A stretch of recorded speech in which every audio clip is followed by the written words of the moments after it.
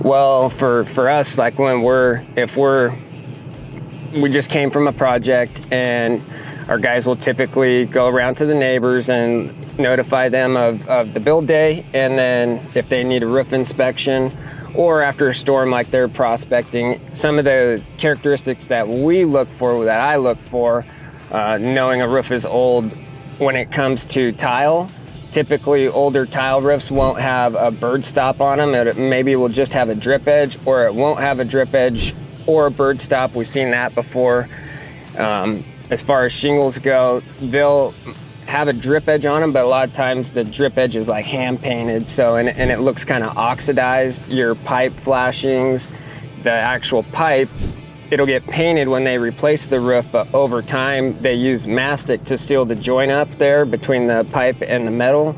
Over time, the paint starts to chip off and fall off of that mastic before the metal. So you start to see like those black strips on the pipe. That's usually a good indicator the roof is old.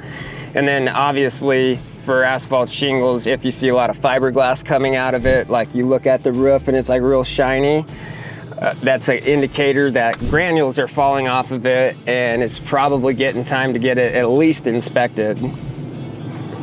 So, and I mean, you'll see the obvious things are going to be like missing shingles. You know, maybe you come outside and you got shingles on the ground. Sometimes you can tell from the ground looking at the roof, like shingles may be lifted or misplaced, things like that.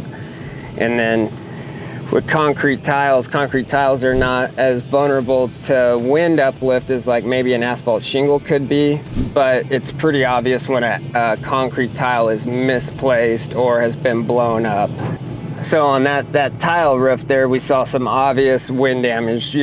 Occasionally you'll see that, but when I talk about, you know, drip edge or paint being old, I don't know if you'll be able to pick this up or not, but you can see in this example, all that fascia.